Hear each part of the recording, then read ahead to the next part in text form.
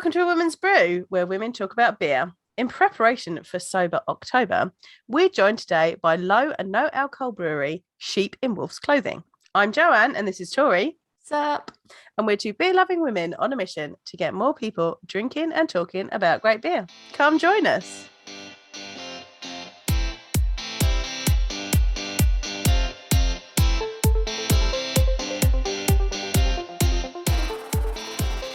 I guess we'll just jump right into it. So, Matty, do you want to tell us who you are, what your role is, which brewery you're from? Tell us a bit about your brewery for anyone that doesn't know who you are. Yeah, sure. So, hello. Thanks for having me. I'm Matty Dixon. I'm the founder of Sheep in Wolf's Clothing. We're sort of a new brewery, made our first sale on July 14th of this year. And we're basically trying to focus on lower alcohol, so no and low alcohol.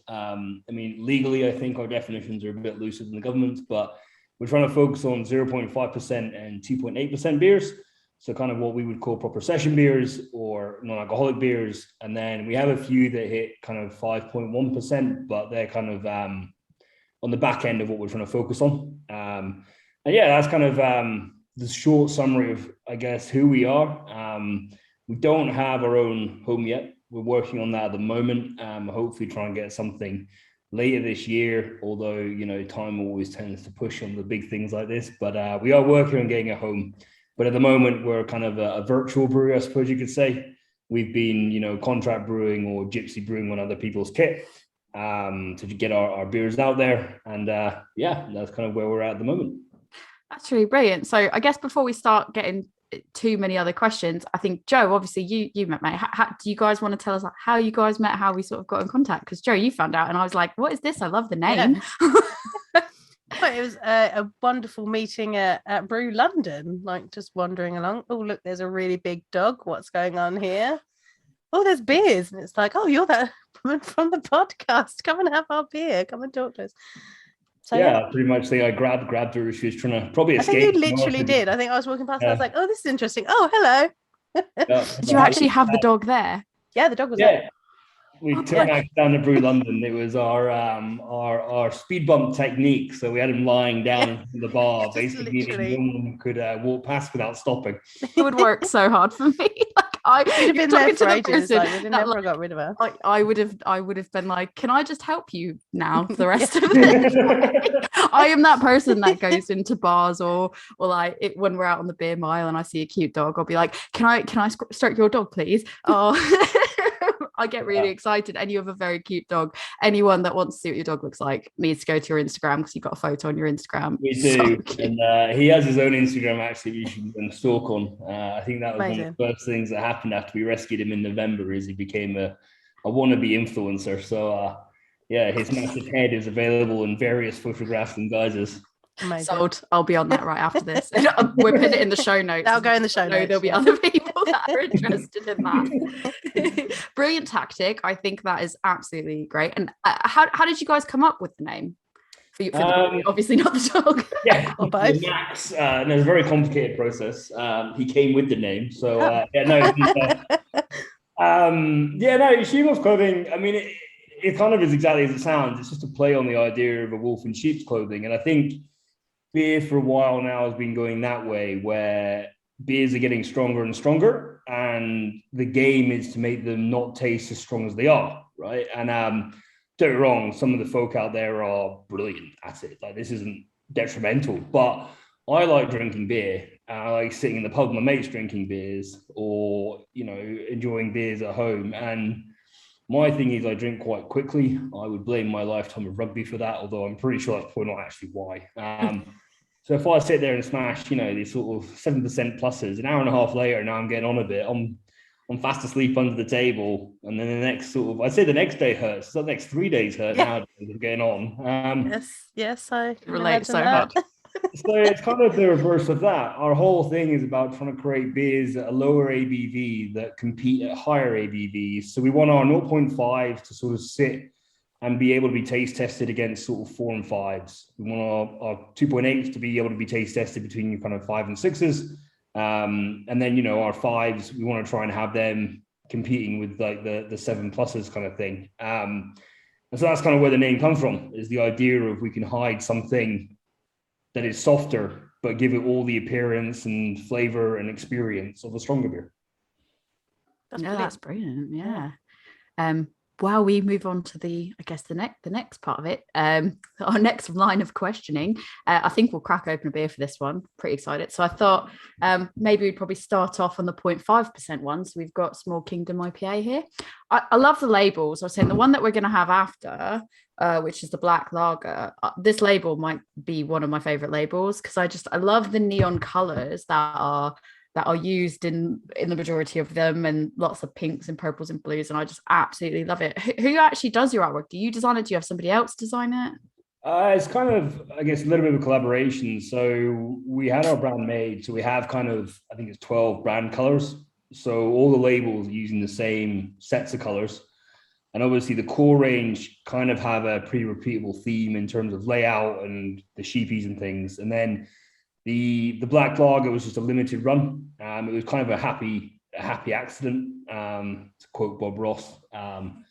Basically, we're working on a whiskey barrel conditioned black lager, and we got it ready to try and get down for Brew London, and basically decided that diluting the whiskey barrel stuff back with the black lager we had out would have actually just been detrimental to the stuff in the barrel. It's a learning process. So basically we canned the black lager as it was, and that's what that became. And then the whiskey barrel got kegged, so we took that to Brew London. I think I remember trying to entice Joe with that one as the job one. And then the full version of that will be coming out hopefully in October. We've learned we have a load more barrels now, sitting in getting the flavors up. But yeah, most of the labels start in my head and a Sharpie, and I draw them awfully to the point that a 4-year-old would be embarrassed by the work. And then we have a partner who you can find on the back of the cans for most of them. It won't be on the black lager actually, but on the other ones, a guy called Lucas Booth, who's based I see it at the bottom.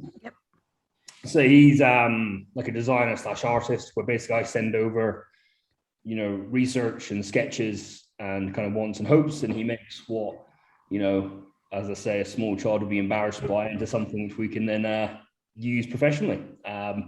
But the whole ethos behind it's actually kind of Roy Lichtenstein and pop art. So I'm a slightly big fan of him. So that's kind of where the inspiration came from. So there's lots of stippling, sort of bold colors and strong outlines. And then the sheepies are kind of a nod, very subtle nod, but it's a kind of comic book artwork. So I don't think I've actually read a comic book. I just really like the pictures. So kind of the Marvel stuff, every character stands by themselves and is unique, but they all kind of belong at the same time. And so that's exactly what I want with the sheepies. So the ones on the cans are generally for that design. So the Small Kingdom, it's Pictish sheepies because we're from the northeast of Scotland. The ones around kind of the website and some of our merchandise, they actually all represent people who've helped us kind of get here. So each sheepy kind of has a story behind it in one form or another. Max has one actually somewhere, which I think is on the website. The big teddy bear dressed as a sheep. Oh yeah. I did notice that on your website. Yeah, I've seen you sharing them on Instagram as well, especially the stories. I really like those. I thought they were fun. Thanks. Yeah, no, so it's a kind of got a few folk that have helped us who, you want to give recognition to, but for whatever reasons, they're not, looking to be named. And I guess is one way we can do it. They know it's them and no one else does. Amazing. That's brilliant. Well, I guess my initial question is kind of what inspired you to want to have, I guess it's probably you already answered that, but I'd say what inspired you to want to do a low and no ABV brewery? Is it just because of the fact that you really like session beers, so you wanted to make session beers? Would you ever see yourself branching out and doing higher ABV beers, or are you pretty much just like, here's this gap in the market that's not being served, so let's kind of go in that?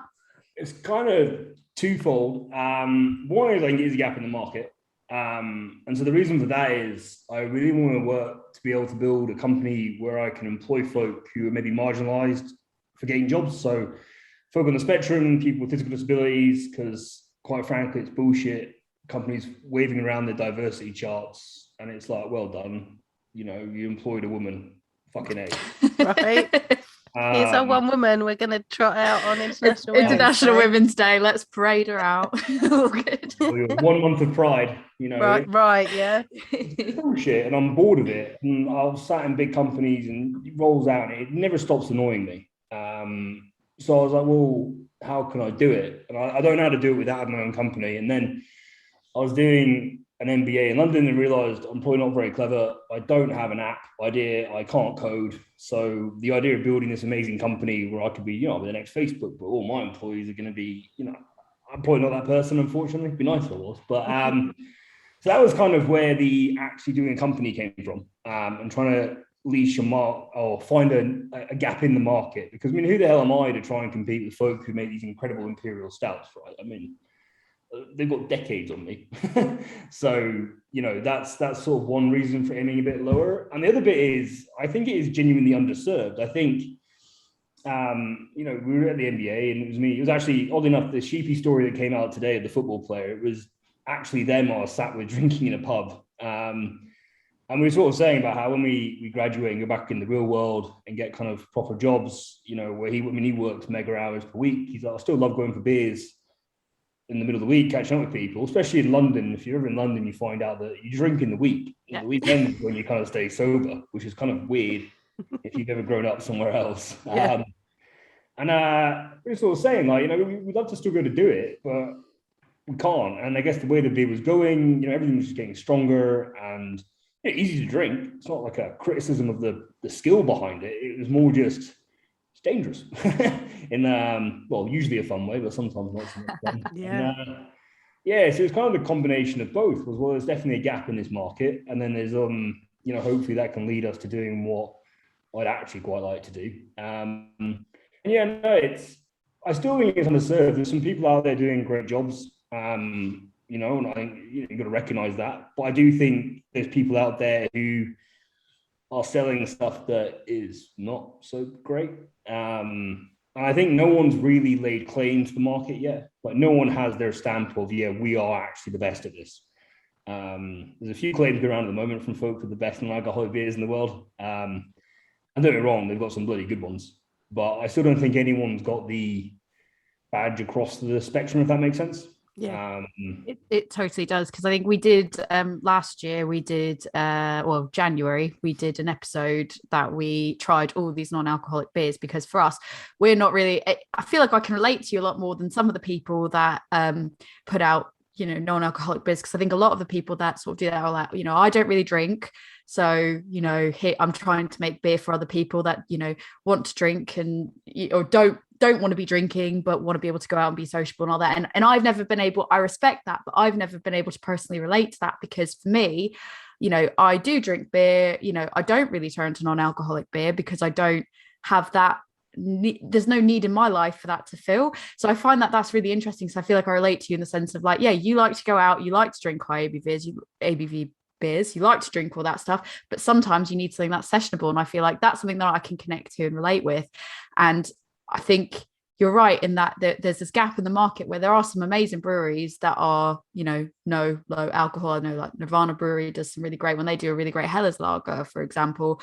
But I find that for me, and I can't speak for Joe, but I know when I pick out beers, sometimes I'm like, that label attracts me, or that particular style attracts me, or the range that they have attracts me. And I find that a lot of times with the no and low alcoholic beer and breweries, they tend to not have a lot of not depth, that's not what I mean, but, you know, range, variety is more what I mean. It will be like there's a lager and there's a pale ale and there's an IPA, and that's kind of what you get. And so when I saw you guys had like a black lager, I thought that was interesting. I saw you've got, you know, the wheat beer, you're coming out with a Hefeweizen, and I was like, you know, I think that that's really interesting, because there's just so much that it's not just those three basic things that a lot of the low and no people do. They do really well, but it's just so different. And then a lot of the labels don't necessarily attract my attention, so when I see them, I just kind of go, all right.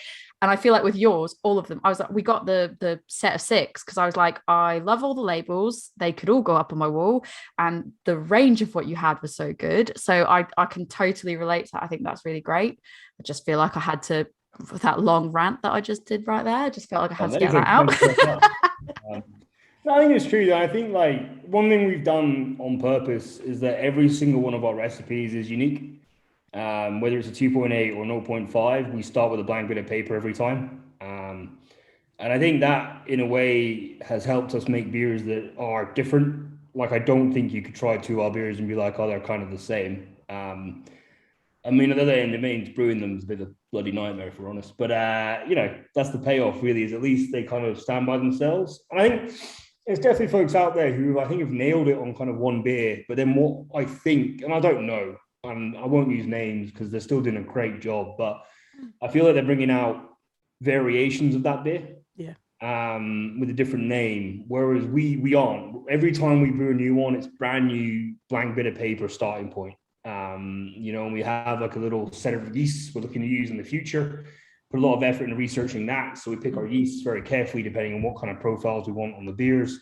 And build them up that way, which I think is helping create sort of true variety. And the way I'm trying to tell people is there's obviously it's like one brewery that can hit everyone's needs, whether it's like the pregnant person or the person who's teaching the next day or the eccentric retiree who just doesn't care. All three of you can drink our beers and hit your point. But I think I've managed to make it a bit more concise in terms of if you're having a barbecue, I'd like to think that we're like a one-stop shop. You can buy a massive mixed box from us and everyone's happy. You can have people getting absolutely after it and you can still get tipsy on our beer, as I've tested accidentally, of course. But also, like, one I did when I'm a big rugby fan, I was watching the Lions tests and obviously lockdowns on. I actually tested my theory of what if I just drank all my beers, one after the other, alternating the ABVs. And it's exactly what the vision was, which is you can enjoy the sort of 4 beers during the game of the rugby. And at the end of it, you feel great. Like, not copious menace, but happy, right? And that's quite nice. Whereas I've also done it with great beers, but stronger beers. And at the end, you're a bit like, well, it's either stop now or carry on, Yeah. So it's an interesting one. I'm hoping that we can kind of fill that gap of like, we're just trying to like not have people have to sacrifice anything. It's also why the ABV is not front and center on our beers, which is a bit of a catch-22. On one hand, it's quite good in terms of what I wanted to do, but we're always getting told, but what people won't know. And I'm like, well, I don't want people to know. It's a beer first and foremost. That's it. And why can't that be the conversation instead of, oh, I'm alcohol free or whatever, why can't I'm drinking a pale ale? It's great. I think that's it though, isn't it? Yeah. I think for us, when we were doing that episode for Dry January, I think what we were sort of measuring it by, and Joe, correct me if I've misremembered it, but we were measuring it by, would this be something that that scratches the itch really? It's does this scratch the itch for a beer? Because for our intents and purposes, it was something that we could interchange with a beer, but we'd need it to taste like it would. Like there were some that were really great, but does it satisfy and scratch that itch for a beer? Not so much. It tasted lovely. Like one of them might taste like a juice, but it was like, cool, I might just have a juice instead of that. You know what I mean? It didn't do that. So I think your labels are really great. I know Joe will have more to say on this, but your labels are great because you give so much information. Oh my goodness. I was so excited when I was looking at this. I love a label with all the information on it. And these are great. Like you've listed the hops and the malts, and you've got what it is on the SRM scale and the ABV. I love the little triangle that's showing your ABV on it, and that's so it goes up the scale from your sheep to your wolf. Yeah, I think that's brilliant. These are really, a can with all the info on just makes me really happy. I think one that a few people actually miss is that our hop and malt symbols are actually scales as well. So if they're fully filled in. Oh yeah. Fully filled. I think I noticed that. Yeah. It's another subtle one. We're in the process of rebuilding and migrating our website, and once we're done, we're going to have kind of more information available for people. But that's amazing. We try to build it so you can kind of either just pick it up as someone who just wants a beer, or you can really dive in if that's how you like to be. I think it's brilliant. I tried to when we had Yakima Chief on and we were doing Idaho 7, and I was struggling so hard to find a beer that had Idaho 7 in it, because a lot of them would say, oh, it's just a mix of American hops, and I was like, this isn't helping me. So I had to then go like on Untapped and see if it was on there, and if it wasn't on there, go on the website. And it was just like, I love a label that just tells me what the hops are going to be. I mean, that I would be happy with just that. The fact that you've also included the malts in there and then scales of things like that is brilliant. I think that's really good. It's so informative, and as beer geeks, we absolutely love that. Yeah, I think the company basically was founded by nerds. Yeah. In one form or another, we're all a big geek in our own ways, and that I think is basically where it got derived from. And it's big props to sort of Lucas, and then a shout out to Ole and John as well, who helped us early on with the design side in terms of really embracing, I think, what I brought to them, which was that I love beer. I don't think I'm necessarily the best beer nerd in the world, but I am an engineer by trade. I have a couple of degrees to my name, and I played a lot of rugby. I'm quite geeky on certain things, and then other things I just like enjoying, right? But I think what he did very well is take my vision for the inclusive kind of idea for the label. So if you just like looking at it, awesome, great.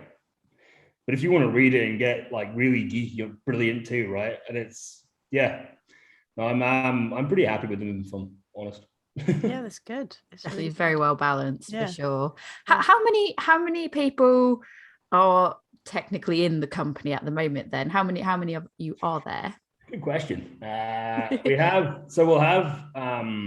We've got a new head brewer starting early October.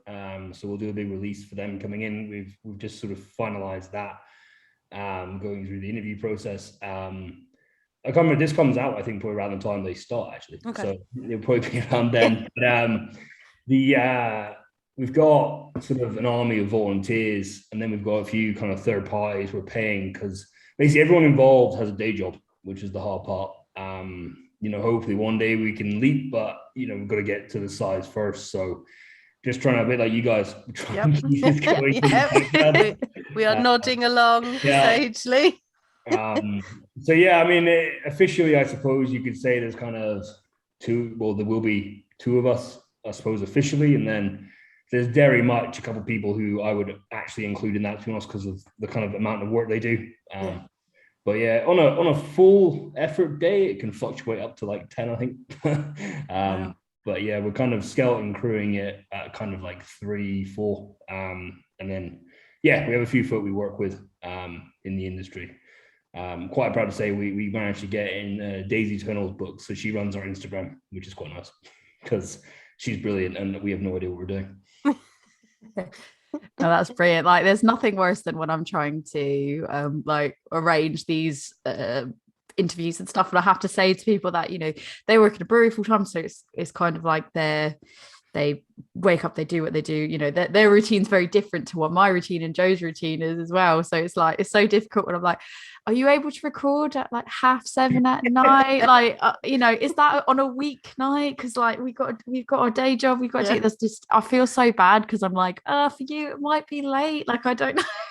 And totally 100% can relate to that. So it's again, I feel like it's very relatable. When you were saying that, I was like, yes, absolutely. Quite lucky I've got a couple of people who sort of put up with me. They've got the two Daisies. There's Daisy Mill in Aberdeen. She's amazing. She's actually a process engineer by day. I'm like, they don't seem to mind me texting them kind of randomly. I'm like, so it's 9:30. I just had an idea. I do that with Joe all the time. Literally, I'll be like, something will come into my head because I'll be in the middle of doing something. I'm a project manager in IT, like daytime, and I'll just be something. I'll be doing something for a customer or something, and it will just pop into my head, and I'll be like, something's just popped into my head, and I'll text Joe like, I've got this really great idea. Like, here's the pitch. Yeah. No, they do very well to put up with my random things. I think I'm worse during the gym because it's the only time I log off from my day job, really. And I have my phone with me, so I'm like, hey guys, I just had an idea. And they're like, Matty, should you be doing something? I'm like, probably, but it's fine. Yeah, it's fine. It's fine. So that's brilliant. And just to say that obviously we've been drinking the Small Kingdom IPA, it's 0.5%. It's got the haze to it. I mean, it says it's going to be hazy, but it's definitely got the haze to it, and it doesn't. It tastes fuller than a 0.5% beer. Like it, I think usually with the 0.5%, I always find they tend to be a bit watery. I don't know, Joe, you can probably elaborate on this, but for me, it's always like a bit watery, and there's not really a lot of flavor. This has flavor. There's like fruitiness to it. It feels fuller in mouthfeel. It's nice. Yeah, I was going to say it's got a really good body to it. And I mean, often with your low alcohol ones, it's because they're not putting as much malt in because they don't want as much sugar. Can we circle back round to your yeast strains, because I find that really interesting. Let her do that nerd stuff, because that is she home brews. I don't do that.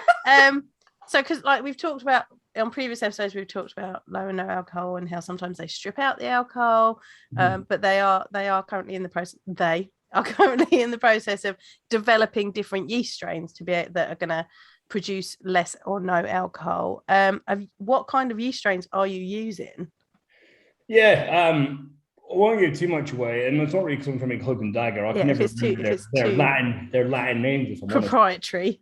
We have them just in storage, and I'm like, yeah, yeast 1 and yeast 2. So yeast 1's great. No, we did a lot of work. So I think we bought about 50 different yeast strains based on research papers that suggested what they might be good for, and then basically quick tests on them all. Pretty quickly got rid of about 40 from the kind of final 10, which we thought had legs for beer. We kind of pushed on. We have 2, which are kind of our primary sources right now. So they've been put in. So Lago de Saints has one, which is actually from a Peruvian jungle. And we think we are the first people in the world to put it in beer. Amazing. So that's quite an exciting one. When you get to that beer, I think the way to describe it is it's. So one thing I'd say is, I'm quite honest about, is none of our beers are perfect yet. We're going to keep working on them. I'm not ashamed to say Small Kingdom, we think actually got slightly oxidized, which we're a bit disappointed in. The people we brewed it with are fantastic. This is not on them. We had issues getting it picked up. So it was in Arlington for about 24, 36 hours more than we'd hoped it would be. I know we've had a couple of canning issues where people pick them up and they've been kind of undrinkable, so delighted that yours aren't. If anyone hits that problem, do reach out. We do replace. We don't want you having a bad time. But again, it's part of that contract brewing world is you kind of, you don't have as much control as perhaps you'd like, and getting things lined up, especially with the current shipping issues, can sometimes be more of a problem than we'd realized. So Small Kingdom got pasteurized to make sure it's kind of fully good to go. Oddly enough, I don't know if we actually need to do that with all our beers, because the yeast strains we have, I think we're actually safe with sterile filtration. So we're kind of in discussion now about whether we do pasteurize or not. So Lago de Saints is sterile filtration only, and obviously nice and stable. We lived and learned pretty rough ride on Easy Rinder. The second version of that will be coming out, and we've just basically just swapped the yeast is how we've done that one. We went for traditional yeast and kind of went that way, and it failed miserably to the point of re-fermenting and blowing up, which was not as much fun as it sounds. No, it's not. Can't even imagine. It's an expensive mistake, but we've learned from it. So we've got new yeast coming in that one now. But yeah, basically we've just done a lot of study on them, and we still have kind of our final selections of yeasts. We've got a new one, which we're going into our 0.5 Banoffee Stout that's in production.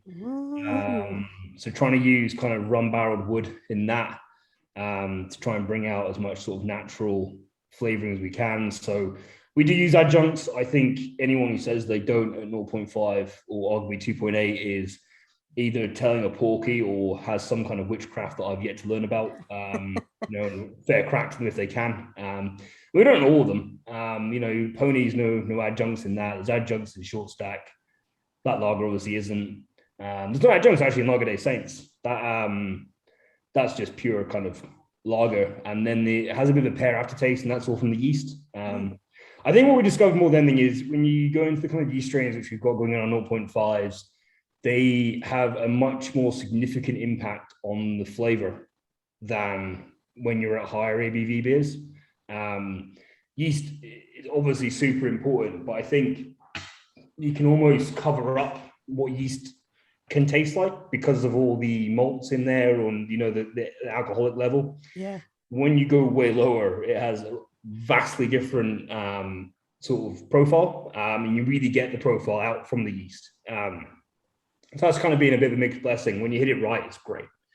When you hit it wrong, it's not. I mean, there's a reason they don't sell yeast as a snack in the it's been an interesting one. So yeah, as I said, we've got, I think, sort of 10, which we've got kind of ring fenced for future projects. One's in R&D at the moment. Another one's actually in R&D. We've got our sour going into the final stages as well. Our 2.8 sour and 2.8 stout are actually ready to go, but we're going to try and bring them out kind of at the same time as the 0.5. Yeah, quite excited to kind of get those moving. The chocolate cherry stout's quite good. Quite pleased with that one. And then our 2.8 sour, actually, it's actually adjunct free. Oh, Straight sour beer, quite stone free and very refreshing. So nice. we're kind of, if it ain't broke, don't fix it. Yeah. These all sound absolutely delicious. Genuinely, really it's back to that. excited. It's back to that whole what I've said about like a lot of places go like we do like 4 or 5 different beers. You've got like 6 at the moment with so many more, which we will get to because I want to hear. You can at the end you can go, here's what's coming out, here's what's going on.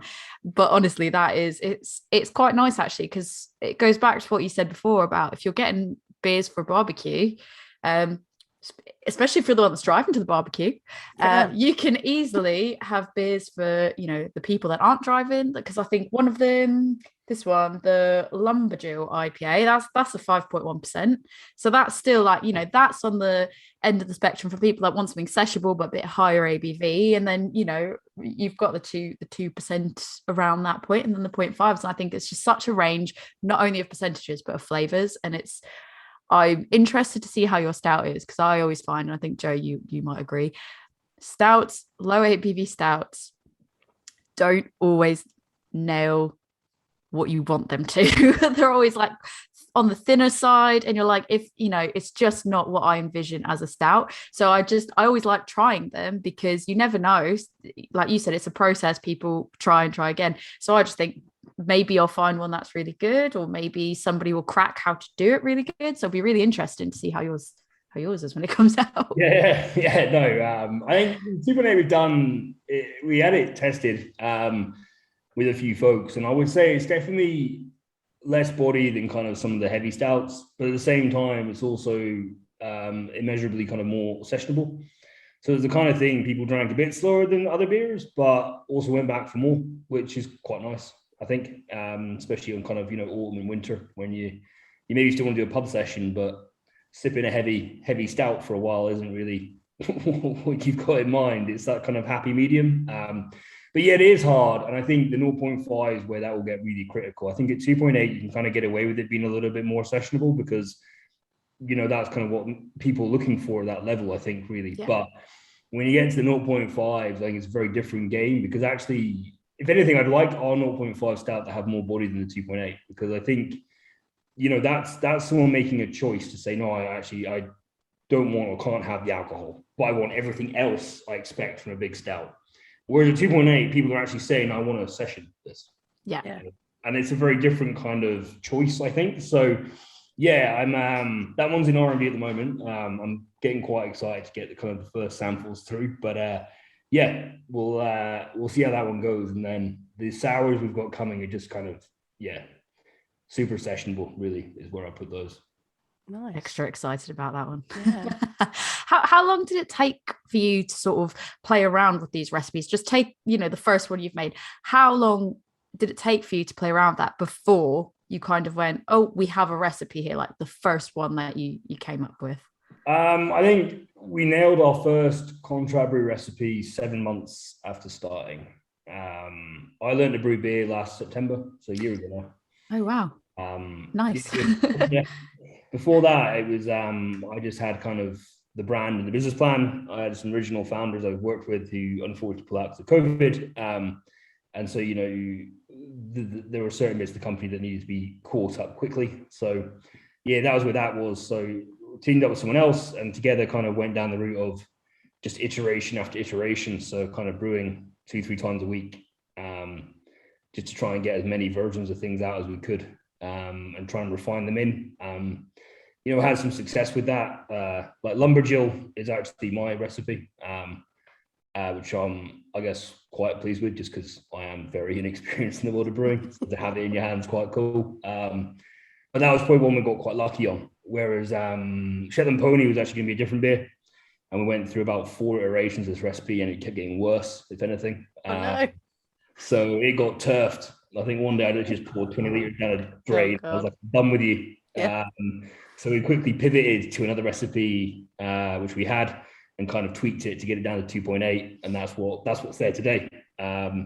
So yeah, it's been an interesting kind of ride. So Pony's quite juicy. The original intention actually was just to have a 2.8 kind of old school pale, and instead went extremely new school with it because we failed miserably. But you've got to kind of ride those waves of kind of peaks and troughs. But yeah, I mean, the first ones we put in for our first contract brews, they were getting brewed in, very late, well, June basically, for round dates. We brewed them in June, and we first got brewing in September the year before. Wow. Yeah, that is, I think it's really, just my opinion, it's really refreshing that you're like, we've made mistakes, things haven't always gone to plan. Like it's really nice hearing that, because I think a lot of the times people want to, as it's understandable, people would want to kind of minimize how they've made mistakes along the way. But I think it's actually quite nice and to show people the other side of things. That it's like, yeah, you can make mistakes, but you learn from mistakes. I think that's quite key. So that's just really refreshing to hear, really. Joe, I think obviously you are the brewing expert. So are there any other questions about the brewing process or anything else like that you wanted to know about, really? Do you find that you're using less malt in it to reduce the sugars? Is that kind of recipe plan you're going along? Quite happy to share that. Our malt bills are a lot lower in the 0.5s. 2.8s actually, you can put in more than I thought. It's still low compared to 5s. The 0.5 is an interesting one. That's a bit more trial and error based, just because we have the kind of fancy yeasts. But the hard part is trying to get something out the other end that isn't super watery. I think we've done that with all the beers we produced so far. I think Lager des Saints is probably our triumph one. I mean, we've got stuff we want to do with it, but what we want to do with it now is tweak it. I think it could have a little bit more body. I think it could have a little bit more bitterness on the end and a little bit more aroma. But that's kind of that. If they're at a 6 out of 10, we're going to turn them up to 6.5. It's not, I wouldn't sell it if I thought it was terrible. But I do think it's got room to be perfected. But that one's probably the one which I'm most proud of as a non-alcoholic. Small Kingdom, we work at the Quartz Brewing. They are brilliant, lovely people, fantastic to work with.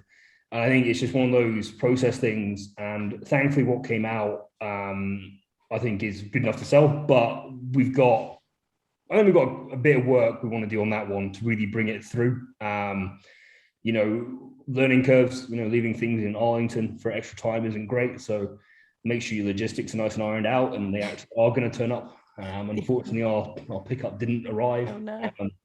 So that all ended up being a bit of a shambles. And then even things like QA on can collection, now we're learning that, we may just start doing big squeeze tests just to make sure there's no underfilled cans sneaking out, because I think we've had 2 that I know of, but it's still 2 that you really don't want going out to people because they get a rubbish experience. And you're like, no, I promise you. I mean, my partners, I had, I think, 48 odd samples in my fridge. I checked that there's 4. And I was like, excuse me. These women to be going out to shops to say, hey, we're a new brewery. And it's her favorite beer now. She's like, whoops. Literally. Keep walking through and she's got one in her hand, and I'm like, it's alcohol free. It is a good beer. It's just one of those ones that we found where we've got a little bit of room to do it. But I mean, if you like kind of the new age fruity IPAs, I think it's right up there with them, really. And the body on it's massive. And I think it's listed on the can. We've got maltodextrin in there. That's not a secret. We don't hide that. But the taste isn't there, though. You're not going to pick that up in that flavor profile. And then, so the malt bill, the short answer is yes, the malt bill's small. It's and it's kind of a balancing thing. One thing I've sort of been telling folks, which we again don't mind sharing, is when you remove the malt bill, you kind of do it by ratio from if you want to go from 6 to 3%, you can kind of just half it. Give or take a little bit of tweaking. It's not hops though. Do not do the same thing. So that's actually what we find is we end up doing like a pretty good job when we half it of getting. Now we've played around with things a lot like maltodextrin, and in our stouts, unfortunately for vegan folks, we are using lactose, just because we feel on the stouts it gives a better output for what we're looking for.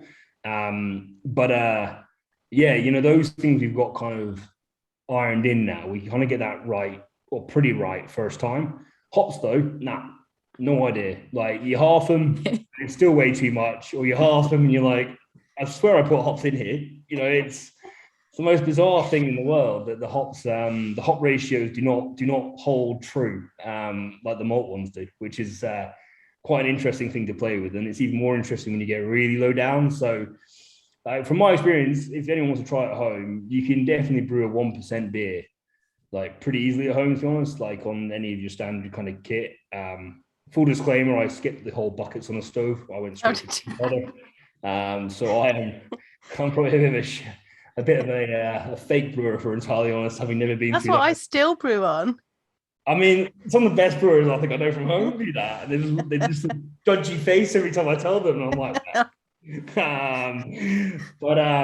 yeah, honestly, like I'd recommend anyone trying the 1%. And what I'd say is pick a beer you're comfortable brewing at home and try rewriting it for 1%. It's actually just quite good fun, and see how close you can get.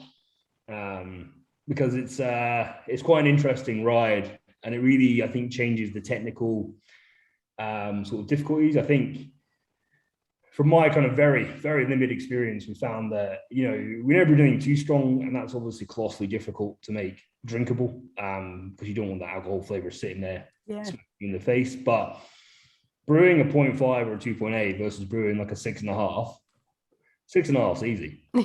You throw your malts in, throw your yeast in, and you got out a decent beer at the back end. I mean, I've royally cocked up some beer recipes when I was learning. I mean, all wrong. And still got drinkable beer at the back end. And you're like, and there's 2.8s I've brewed, and I swear I've done it perfectly, and I've poured another drain. Yeah. And it's infuriating, because at the lower end, you might not even know what your mistake is, but it will come back to haunt you, even though you don't know what it is. Whereas in the higher ones, you can just be like, that's fine. That's drinkable. It's all right. Yeah. That's genuinely a perfect segue into another question that I had, which was sort of like, what is the biggest challenge, or some of the biggest challenges that you've had when it comes to low and no alcohol brewing? And, you know, are there any things in particular that you did to overcome them? Yeah, I think there's a few. I mean, there's the fun ones, like the hop stuff and all that. That's just the patience bit hurts, because with beer, you gotta wait 4 weeks to find out what you've done. Oh yeah, I didn't think about that. That's gotta be awful. You're like this, I've done everything perfectly, I've followed the rules. Yes. And then you get it in 4 weeks time, you're like, nah. Yeah. Shetland Pony was the epitome of that. No. I had the beer for that, and I think I brewed it 4 times. And the first one, we're like, okay, we've got some in here. We've got legs. Right? Good first version. By the 4th version, I think I had half a cup, and I was like, I'm not going to send samples. Went straight down the drain, and we scrapped it. So I mean, yeah, it's riding those waves, and I think it's sometimes about learning when to give up or not. But honestly, the hardest and scariest part is scaling. You know, like we're going from sort of, well, some of them went from, I've got a 55 liter system. That's the biggest we have in the company. Most of us are running on the standard, you know, 23 liter systems. So, you know, Lager Day Saints was scaled from 23 liters up to 20 hex. You've no idea what's going to happen. So that's the scariest part. And it's one of those weird ones where, you know, it's bootstrapped and it's debt. I'd love to be a millionaire, because this would be a lot easier, but I'm not. So that's the scariest bit. Yeah, I'd love to be rich, so I could do this a lot. It'd be a lot easier, to be honest with you. Yeah. But yeah, that's the scariest part. And like, you know, the easy rinder recall really hurt. You know, you end up ignoring even the reputation sort of issues, and people then not trusting you. Especially as it happened to us at kind of the key time. It happened a year ago, we'd been fine, because everyone was in that kind of unknown. But now everyone's like, you know, we won't take it, it's not pasteurized. And it's like, well, it actually depends on what yeast they put it, you know. But it's hard, because like most people don't care. They just want to make sure product's safe. And that was a total nightmare. But I mean, ignoring reputation damage and reputation costs, and arguably lost sales, and people never want to come near you again, you're already like 6.5 in the hole. And it's like, what? well, How do you come? It probably feels like, how do you come back from that? Yeah. It does a lot like that, to be honest with you. Life's been put on hold. I'm 35 and I very much live in rented accommodation with a very patient partner and a slightly less patient dog. But it's those rides. I think you got to sort of pick them up. But honestly, like the brewing side is, it's nothing about the mistakes you're going to make in the real world, right? And the hardest bit for us is lockdown's tough. The team met in person for the first time at Brew London. Oh, wow. That's so crazy. The fact that you just never, because I know, so I think Joe and I can relate in the sense that like we started doing this podcast September last year, or just before we released the first episode, September last year. We didn't meet each other for the first time in person until, what was it, April or like May? April and May, like there, and everybody was like, we posted, we did a live, we're like, oh, it's the first time we've met each other, and then everyone was like, you didn't know each other already? And we're like, no. And that's COVID times, isn't it? It's it's got to be so weird to see people that you're working with all the time that are working alongside you with this business that you've started, and now you're meeting them for the first time and at Brew London where you're meeting like lots of other people as well. It must have been like just an overwhelming moment. Yeah, it was definitely a ride. Thankfully we're quite lucky. Everyone that's kind of been involved been a pretty good person, so there's no real issues there. But we had one person leave after Brew London. I think they were like, the startup life's not for me. And then, that's another thing, like, what are you learning? I think a lot of it comes down to leadership. Like, I am the founder and it all comes down to me. And, they assure me that there was no issues, but you're always like, shit house. What did I do wrong? And it's hard, that's the hardest bit. Beer recipes come right, come wrong. But as much as like the easy rider thing hurts financially, it's the reputation bit. That's the bit you can't fix, right? Or you can, but my God, it's not easy. So, those are the bits that you sort of continue learning, and those are the hardest parts because they're the baggage you take with you. At the end of the day, at my day job, I had to bore people with big red bus theory about what happens if someone gets run over. The world carries on. And I'm just sort of, if I get run over tomorrow, I won't be giving a crap about the money that was lost. I care about today because I'm still alive and in business, but I will care about the reputation, what you leave behind. People set up for success, and that's really hard. And I think COVID makes it harder because people are stressed and it's tough. And it's like, how do you build a environment folks want to be a part of and stay a part of? Losing them was tough. That's probably the biggest one. And then we've had other people sort of leave on other things, and honestly, I think it ain't really been easy.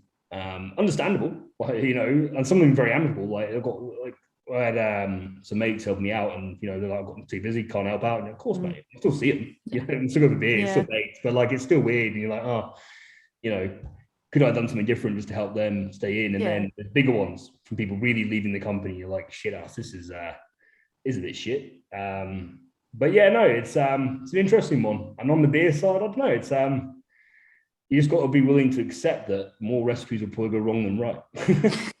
It's trial and error though, isn't it? You can't really when you got Shetland Pony right, you must have been like that. So you probably had all these lows where you're like, it's not how I want it, but when you got it right, that must have been just like a really good feeling of like, that's it, that's the one, we got it right.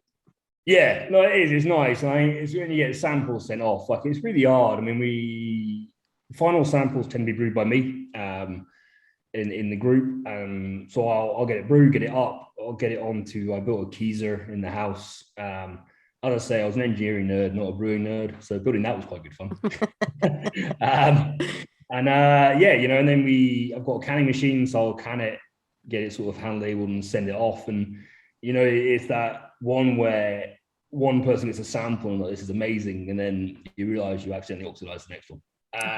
So it's one of those ones where you're trying it on tap and you're like, I swear it's good. I have people coming to my house. I swear to you, this recipe's good to go. It's fine. And people at their end are like, well, I tried it and I'm not sure. And you're like, no, the recipe's good. Ignore that one. We literally had this happen in my home brewing group the other week. We went along, we had our beers, and one of the guys had brought a table beer and we passed it around. And everyone was like, did you say this was Belgian? And he was like, no, it's brewed with English ale yeast. And everyone's like, getting real like Belgian yeast taste of it. And we all tasted it and we're like, getting apples, mate. Like what? What? And he was like, that's not what it tasted like at home. And so I went, did you pull this off a keg into the bottle? He was like, yeah. They're like, you didn't purge the bottle enough. And so they're like, you came on the bus. He was like, yeah. They're like, what? Where it's bounced up and down, where you were getting here on the bus, it's oxidized. And that's what the apples are. And he was like, oh. We were like, oh, what not to do when you're bringing your beer to homebrew. But that's it. There's a learning point, isn't it? Though it's like that's something that somebody's not thinking of because they're like, oh, I can get from A to B really quickly doing this. And I think a lot of that stuff, like you said, even squeezing cans, like if you've never really been doing, if you've not been a business for a massive amount of time, that you probably don't think like, oh, I need to squeeze a can. It's just something that once you know it's gone wrong, you're like, I should have known that sort of thing. But at the time, it's not something that's in the forefront of your mind. Just like that guy probably has managed to fill it up like that before and it's gone fine. He's not thought about it. I like to think that the brewing community are quite good about that sort of thing. Like we impart our knowledge to each other and help each other out more than tear each other down. No, definitely. I think I found it quite interesting coming into it in terms of like folk are always willing to kind of help. I think we've worked with some great and met some great people. It's been awesome. It's a funny one though. So the person actually who we've chosen to be the head brewer, I think pretty much hated most of our beers, which I in a weird way was one of my things I quite liked about them. I was like, oh, good. You're not going to bullshit me. You're going to be like, Matty, this is terrible. And I'm like, all right. You want someone that's going to be just brutally honest with you, especially if they're going to be responsible for doing the making of it. They have to be happy with it, but also you want a partner, you want someone that is going to be a partner to you and is going to say to you, oh, I'm not actually loving this and here's how we can make it better. And the same way that they'd expect you to do that for theirs as well. No, definitely. And like, I think it'd be a good fit. It was just really funny because like we had interviewed a few, met some wonderful people. We've had a few very late applications, unfortunately, but they all seemed brilliant. It was really exciting. But quite funny because I think his was definitely the most brutal feedback. And I think I quite liked it because I was like, oh, you're about as direct as I am. This is great. Brilliant. It could go one of two ways when someone's that bold. It can either really pay off or you're like, that's it, blacklist this guy. He's never coming here again. I think it was good for us. I think it's nice to have someone else who's probably more severe than I am in the beer tasting because I'm probably the least qualified, but I'm also the meanest. I'm like, this has to be the best in the world first time out. And it's never going to be. Like, there's no point pretending that, but that's still where I'm setting the bar. It's striving for perfection, even if you don't hit it. It's, how do you recover when you don't hit it? But also, there's nothing wrong with wanting to hit that. There's nothing, no problem with that. It's interesting. And like, we've actually entered the competition, I think should be going on at the moment. And I'm really curious to see if any of our stuff actually holds up because we're quite pleased with a few of them. We still want to make them better, but I think Lager Day Saints is pretty good. I think as far as alcohol-free lagers go. I don't know. It's going to be interesting to see. If you ask me when it comes out, they'll be like, how'd it go? I'm like, no comment.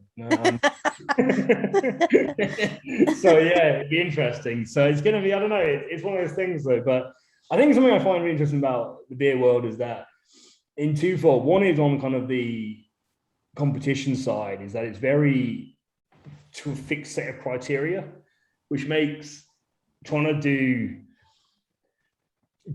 good, this sounds wrong to anyone else in the market, but good kind of non-alcoholic beers or 2.8, it's quite hard because you kind of, if this is what it's meant to be, well, I'm not going to brew that. What I'm going to do is brew something based on that's going to be over here. And I'm really interested to find out if we get like, goes one of two ways in my head. One is you get commended, they're like, oh, this is awesome. Or they're going to be like, no, it's not as per the list. And I'm going to style. I'm going to end up like losing points. That's interesting. And the other one is just people tasting them. Like, I think, I'm very adamant in the fact that I hope people like all our beers. That'd be great. But I don't want people to love all our beers. Because if I've done that, I've built one beer. I want you to kind of be like, these two I love. These two are okay. These two, probably wouldn't want them again. Cool. That's cool. Like, that's the point. That's kind of why we have the range. It's why we work with kind of the Hackney Women's Rugby Club and the wider Hackney Rugby Club, is we help them have a tournament and a charity tournament, and we got a lot of beers there, and think they said the Lager Day Saints vanished first, shortly followed by the pony and the short stack, and they're all left kind of with the lumberjills at the end. So I was like, it's all right. Well, it's just interesting because it's that, you know, that group of people wanted those beers. I was going to say, in that setting, it probably goes, it doesn't matter if you're craft or any, like, you know, anything, they probably see lager, and that crowd of people probably, maybe I'm generalizing, but I feel like when you go to sporting events, a lot of people are like lager. So that's probably like the first thing they go for. And if there's no lager left, the natural next step for people, from my experience of when I've helped out at beer festivals, the next step, there's no lager. Okay, what about a pale? Yep. So there's nothing. I was going to try and spin that to obviously it's because alcohol-free is just brilliant, but I think you're probably right. Well, these yours are amazing. That's all everyone needs to know. Ours are brilliant. That's why it happened. But I'm very acutely aware that we told you we weren't going to overrun, and now we're overrunning. So I'm going to crack this next one so we can get through, because we don't. I'm really excited about this as well, because I love black lagers, like, in general. But also I really want to talk to you, and I know Joe really wants to talk about what your vision about inclusivity, accessibility, all that. I know you kind of touched on it at the beginning we first started recording, but I think we want to talk to you more about that. So going to crack this open, I'll talk to you about that. But first, the Lager Day Saints. So I realized today what this can was and the name of it, and I literally started laughing, and I went into the other room and I showed my husband, and I messaged Joe going, did you realize it's like a Mormon shirt and it says Lager Day Saints? What actually inspired you to make this? This one's quite funny in terms of, this was the first name we had. It was actually the company was originally called Lager Day Saints, a sheep and wolves clothing brewery was the original way we had it set up. And with my original co-founders, they were worried that in certain regions or geographies, calling a brewery Lager Day Saints might upset people more than make them smile. So we pivoted, and it became a beer name instead, and the tagline became the brewery name instead. But this was made, my mate Mark, still helping out. He's kind of in charge of our growth when he can help. He and I were sitting around in our flat, smashing far too much alcohol. Sorry, Mum.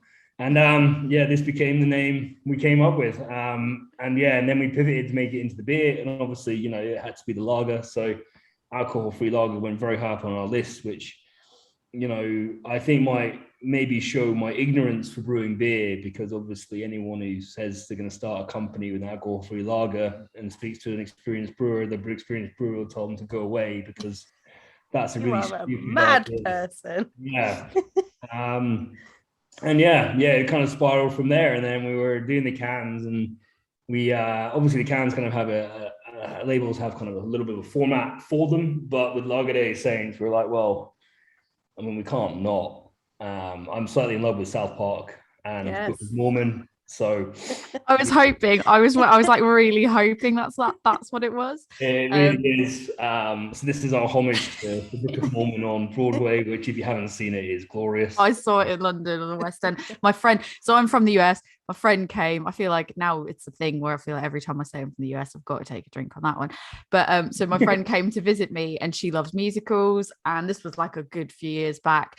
And I was like, well, let's go to West End. We'll go see something. What do you want to see? And she's like, I don't know. What can we get tickets to? That's like, you know, that I don't have a lot of money to go and buy like a big ticket to something or whatever. And it happened to be Book of Mormon was on, and we could get a really good discount on the tickets because it was only a few days before. We waited till she was here, and we picked it out when she was here, and we picked it out like 2 days before, and there happened to be tickets available. So we got them for really cheap. Hands down, one of the best, probably one of the best music. And I wouldn't say I'm the biggest musical nerd, but I quite like going to see the right musical, and this one was so good. So when I saw this can, it just made me smile, and I went to my husband. I was like, look it's a little Mormon shirt. I was hoping that was why. It genuinely is. It's absolutely based on Book of Mormon. And I mean, I'm not a musical fan actually by default, but I've seen Book of Mormon 5 times, I think.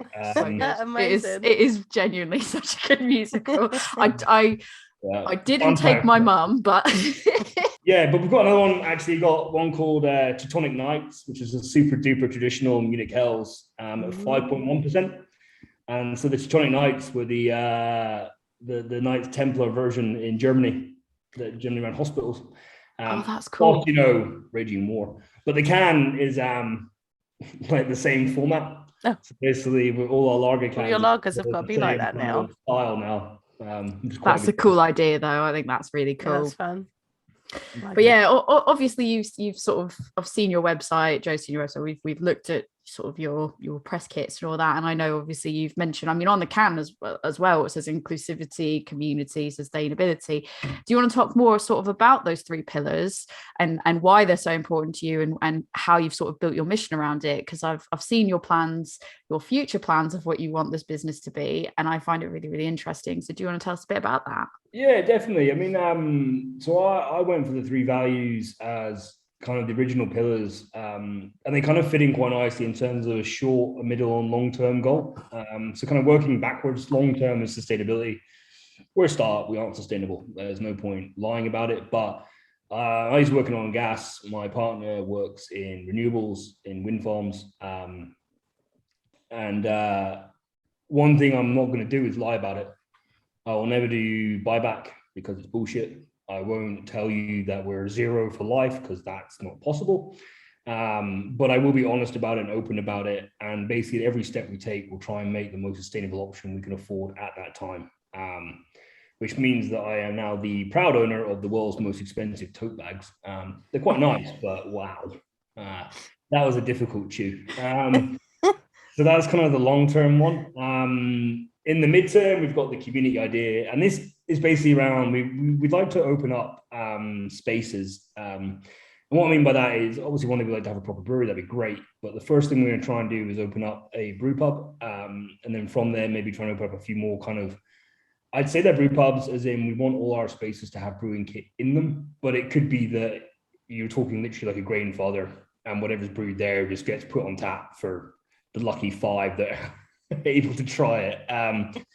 But we want to try and build community. And what I mean by that is I think a lot of people, well, it's twofold. One is I think COVID and the lockdowns have kind of extrapolated how much loneliness is awful and how much you want to be a part of something. And I think another thing is a lot of companies or brands are out there saying, hey, come join our community. This is what our community is. You can be a part of our community. And I don't want to do that. I want to go in and amplify the communities that are there. So if I can build a space, the example I use, which might be terrible, I don't know, but if we had a space maybe in Soho, London, and a space in the Yorkshire Dales, I'm not going to put a graffiti pub in the middle of the Yorkshire Dales, with banging music that does pop-up dance classes for adults. Conversely, I'm not going to put a quiet roast place in the middle of Soho, where I serve, cask beer and don't have music on. It's how can you embody what is there already, but amplify it? So I'd like to do things where we put on adult tutoring sessions, and if you come along and tutor, you can drink for free. Try and embrace what's there already and amplify it. So if we're near an old folks home, we'll do like old folks Tuesdays, where we open up and you can come and drink at cost or whatever. It's how can we make that establishment embrace what's around it and better what's about it. Around it, sorry. So that's kind of like the midterm. And then the short term is the inclusivity. So, it starts with the beers.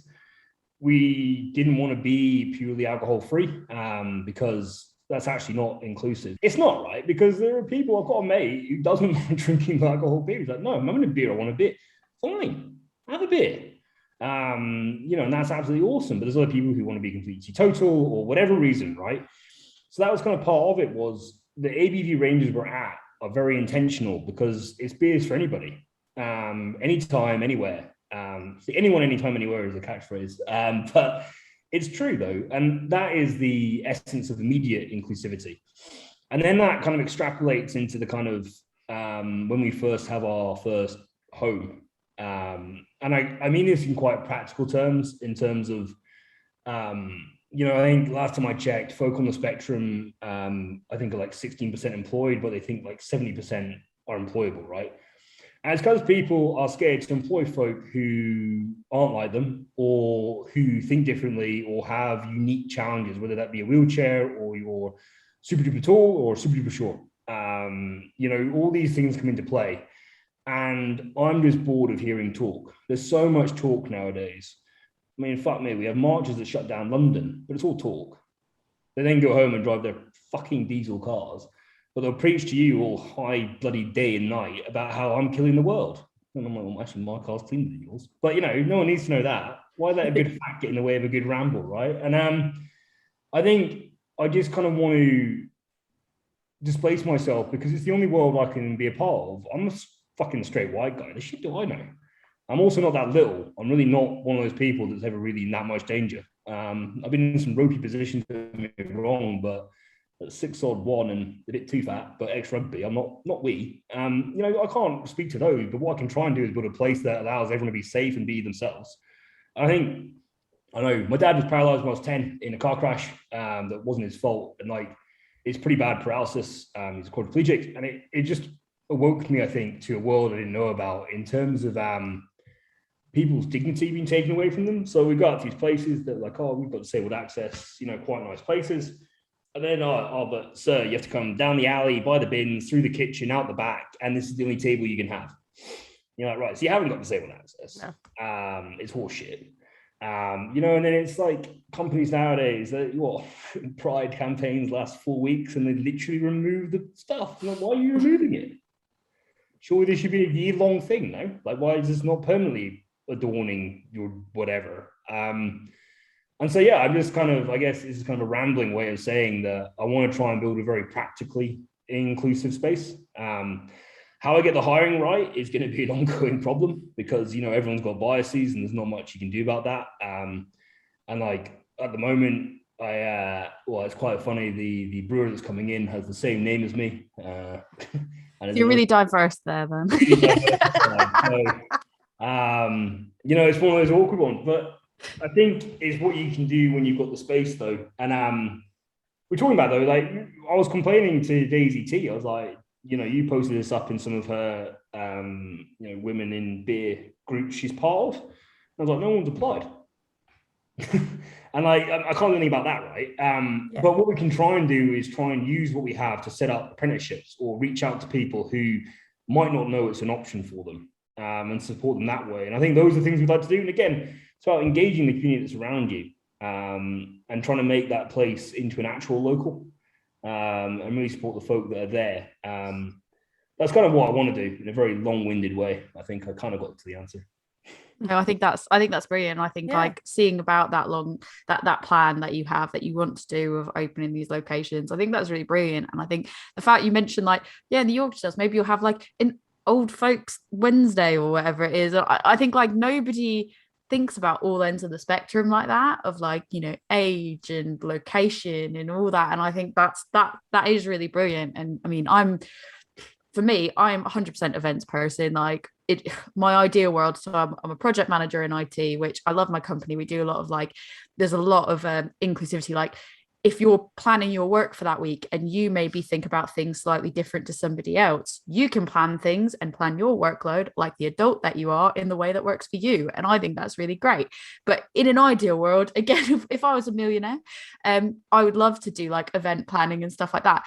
What kind of events, this is the question I have to ask now for my own curiosity. If you could plan any events in the world, what would be your favorite ones that you'd want to plan in this future chain that you we're not going to say if you open up, when you open them up. Survive the next 6 months, will be fine. No, I think for me, I think the first brew pub, we've got quite big plans for it in terms of, I don't want to say too much, but in terms of what it will be in Britain and in terms of how we'll create that space. But I think it depends where we find the plot, to be entirely honest with you. But I would love to be able to engage folks that are leaving school. I've done uni, I actually did it twice, and I still don't necessarily think it's the best route for the number of people that go through it, to be honest with you. It served the purpose for me, don't get me wrong, but I sometimes wonder if I'd have been better doing something different with my time. And I think it's providing viable routes for people to experience things before they make those decisions.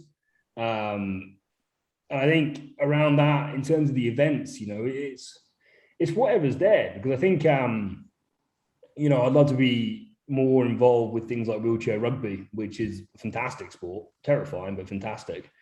You know, and then, so you can do like the sponsorship route with teams, making it into like teams locals, but that is also dependent on the team being local to where you are. I think it's a hard one to say, because actually one thing I do want to do is whenever we get someone to run the location, I want part of the interview will be is how are you going to make this location into the community that's here?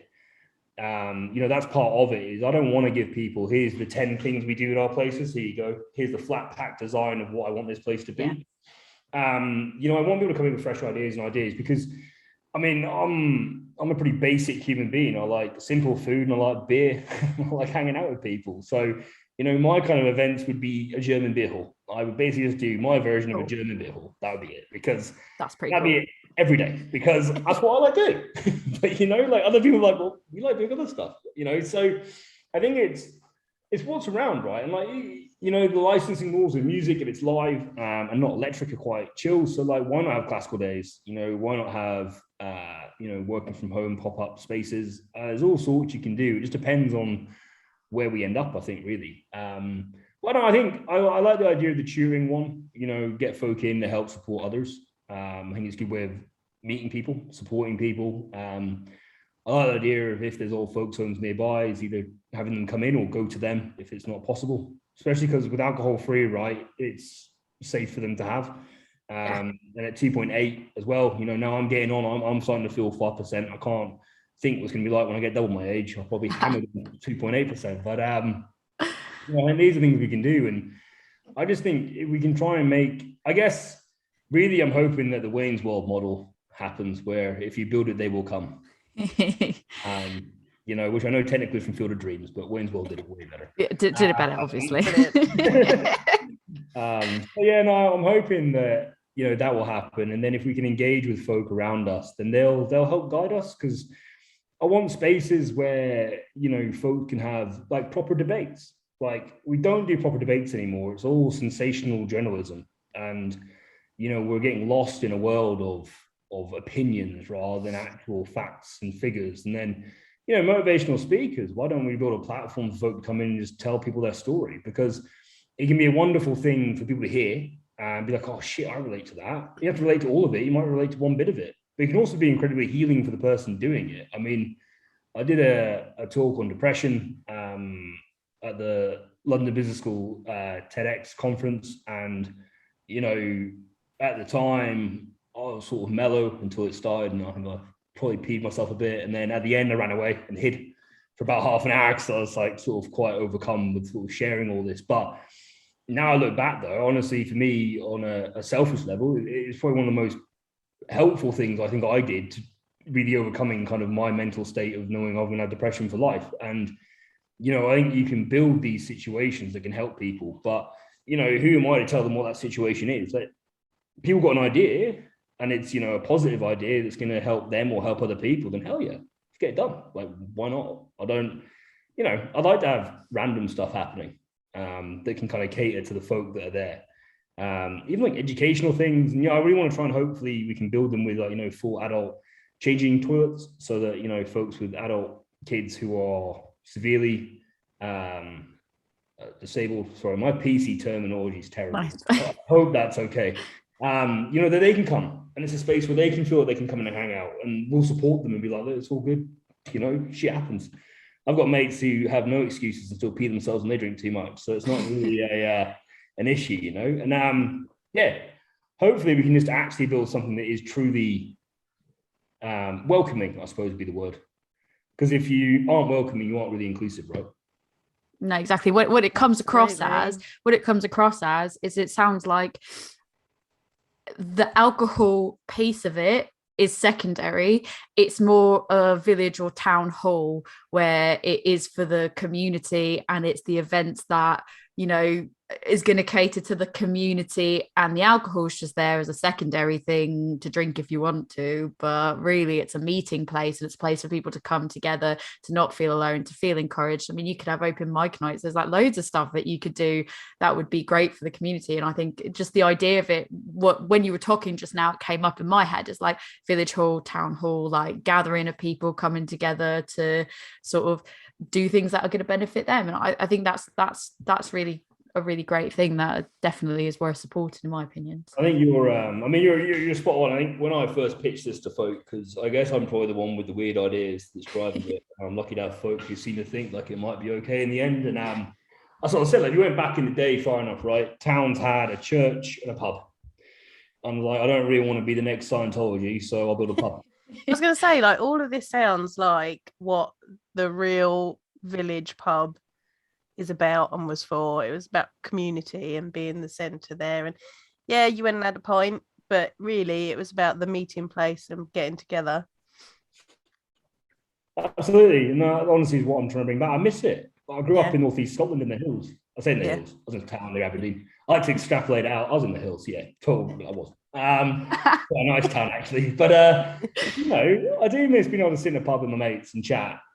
And like, you go to London and they're on some cracking pubs here and some cracking tap room pubs, but they're all a bit, music's really loud. Well, don't get me wrong, I enjoy this. I enjoy it in the right settings, but I think there's something very nostalgic, but in a really good way and a refreshing way, to bring back the idea of face-to-face conversations where, okay, maybe people are on their phones, but they're not constantly sat there like this in front of their face, which is, it happens. People check their phone, a message pops up like that, but I think nowadays there's less of a let's meet up and have a conversation than it is we're going someplace, the music's loud, we're enjoying the music, we're just checking our phones, we're untapping things and we're Instagramming things. I mean, I'm guilty of it. I know everyone's guilty of it at times, and I think your idea definitely, as Joe said, it's bringing it back to like the original version of the pub. And like I said, it's almost like your beers are great, but it's almost like they're secondary to just that back face-to-face conversation, in-person pub experience. And I think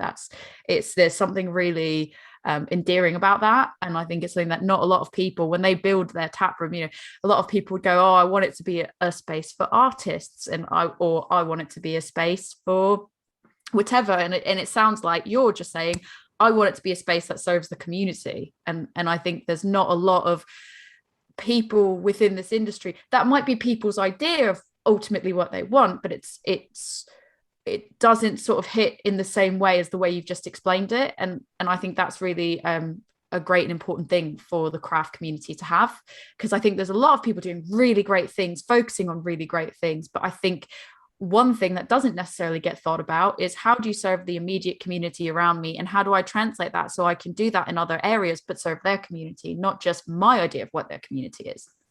Yeah, I mean, that's the hope, is we can I like the idea that anywhere, if we get big enough, that'd be nice, but you could go from like the local in London to the local of Edinburgh, to the local of, somewhere else, Orkney, or, Ireland somewhere. And what you're going to get, right? You'll know what the core beers are.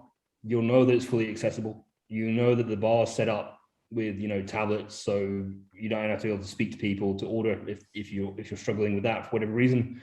But at the same time, you don't know what you're going to get in terms of layout, in terms of what does this place do on a Friday night. One might do the old wagon wheel cover acoustic sets. The other one might do the reverse. We do quiet Friday nights, no music, but you can come and have a chat. But it will be, that's the kind of differentials, and the decor will match whatever we think would complement the area it's in. And I think that's what I'm hoping, is we can get somewhere like that. But I mean, obviously, as much as I think the idea is legs. If I can't sell the beer because the beer is crap, it doesn't really matter how great my ideas are. So hopefully the beer is okay as well. Oh yeah, just back to that, the black lager, it's beautiful, lovely, it's roasty. Yeah. I'm getting cacao, like the chocolate cacao nibness of it. Coffee. It's really lovely. It's really nice. So I'm exactly what I wanted on a Monday night. Yeah, but then I'm not going to feel crap by the end of it. Not that when we record overdue we don't drink that much, but it's nice to know that I could have a few of these, and by the end of the night I'm not like, oh, I've got a headache, I've just got to go to bed. But it's exactly like exactly what you want out of it. Yeah, as I said, it was a really lovely happy accident, that one. I'm happy now. Yeah, I'm happy with it as well. It's my favorite label. The taste is brilliant. Best accident ever. I'll take it. Yeah, no, we're pretty glad how it turned out, and definitely excited for the planned version to come out. Hopefully the next month. Nice. So have to keep eyes out for that. Basically, do you want to tell us what's upcoming? Is there anything you want to talk about that's upcoming for you that you want to promote? Social medias, your social, anything you want anyone to know about before we wrap up? No, absolutely. Like, no, don't do it. Nothing's Happening. No, talk about pitching, so no. I mean, we've got obviously our website, so anyone's listening can go find it, siwcbrewery.com, and we use the same handle for our social media, so it's at siwc brewery. Instagram is probably the main one, but we do feed into Facebook and Twitter, so one day maybe we'll get big enough to separate those out and be all fancy, but at the moment it's kind of a one-shot beats all. But yeah, I think efficiency. Yeah, it's efficient, it's cost effective, which is also more sustainable. The upcoming, we've got our official Munich Hells coming out called Tonic Nights, so we'll have that, and kind of Lager Day Saints probably do a little bit of push through Oktoberfest, and then in October we'll have a sort of limited run of whiskey barrel aged black lager. I'm quite excited about that one. We've commissioned an art piece by an amazing artist from Colombia, and it's all around depression and mental health. So hopefully a few folk can pick up the can and have some proper conversations over it, which would be nice. That's kind of, I guess, with everything we're trying to do is if you're getting the cans, drinking at home, we still want you to be having chats with folk. Don't be alone. Reach out to us. If you hit us up on Instagram, it'll probably be me you get. We're still quite small. So if you want to have a natter, do say hi. I do try and respond in a timely fashion. We've got those coming up. We've got other recipes which we're finalizing, and I think it's one of those ones I'd love to release them all right now, but we also sell some beer, so we're trying to get that kind of. We're going through a big reorg at the moment. We're then going to kind of start trying to do a fundraising round. So if anyone is interested, we'll be releasing kind of the help us and get rewards. We're also going to be doing some NFTs, which will kind of be like having member cards, but you get to own them for life in have that coded on your phone, which is quite cool. So we've got some NFT artwork being commissioned, along with kind of things that are based around the different beers and what we have. So all that hopefully will be coming out kind of late this month, next month, as we try and get some money in to hopefully get ourselves our first home. And obviously, if you've made it this far without being too bored by me, you'll know what that's all about. And yeah, that's probably kind of where we're at the moment. And hopefully we can kind of grow and really put our our money where our mouth is, really. I've tried to do that so far. But the first step is trying to brew great beer, because without that, it doesn't really matter how great your ideas are. So hopefully the beers are pretty good and folks are going to enjoy them, and then hopefully we can kind of build from there and try and support others and keep going.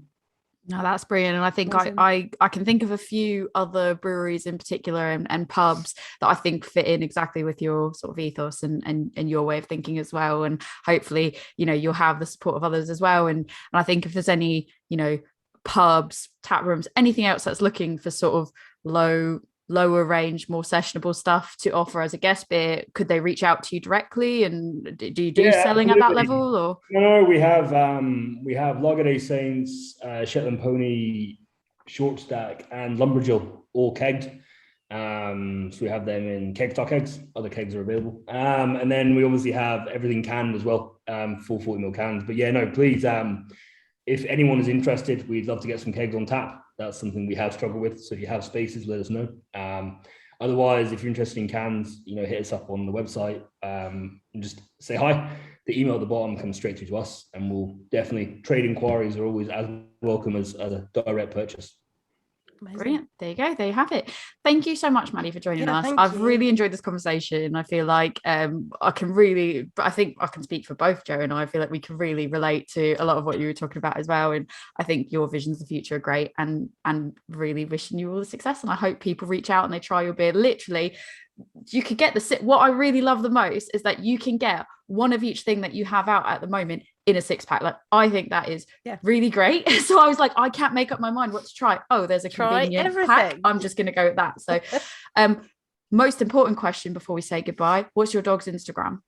My dog's Instagram is at Akita Max _snacks. Nice. I'm gonna get in trouble if I get Amazing. it wrong. I'm pretty confident that's what it is, though. I'm going to Find find it. it and I'll put it in there go, anyway. It'll go in the That's show great. notes with all of your I think links he's as well. tagged if you find us on the homepage, he's tagged there. Or if you find me, he's tagged in my Instagram. You can find me in Matty Deeds as well. But but like anyone wants to reach out and say hi, I'm always happy to discuss mental health things if anyone's interested on that, or experiences with living with wheelchairs, or how to rescue a giant dog from Ireland. There's other topics that I have experience of. You've got an amazing intelligence base. Yeah. Definitely don't sell yourself short on that. Yeah. Thank you again. Hope everyone enjoyed this. Definitely. And, Thank you so much. It's been wonderful. Thanks, guys. Thank you. Genuinely, I feel like I could talk to Matty for ages. Like I feel like I've genuinely related to so much of what he was saying, in the sense of working a day job and then sort of doing stuff on the side and drinking beer, but also sometimes wanting something that's a bit more sessionable. I thought that was a really great conversation, and apologies in advance to Matty because we kept him much later than we were supposed to. I think he was fine with it. I think I definitely talked his ear off after that. I was just like, yo. I mean, it's fine. I probed him about yeast strains, so I think we both got our hits in there.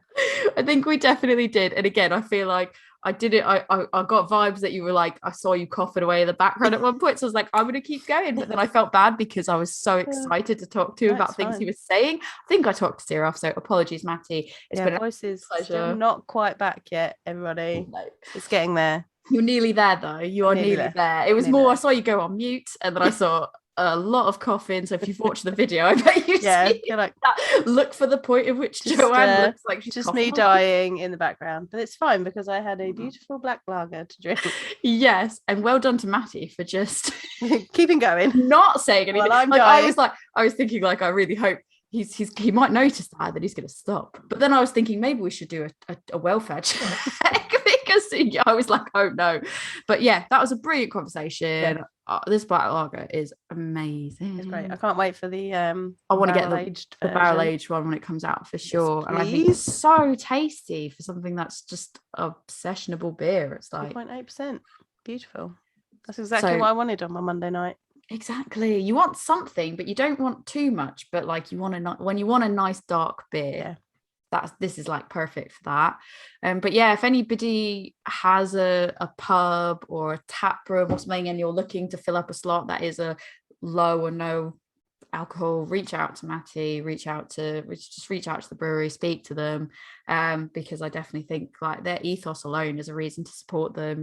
I want to see them around in 6 months' time. I want to see when they open up that chain. I think the ideas are brilliant. So very excited about that. If people want to come and talk to you about black lagers and the low ABV black lagers, where can people find you?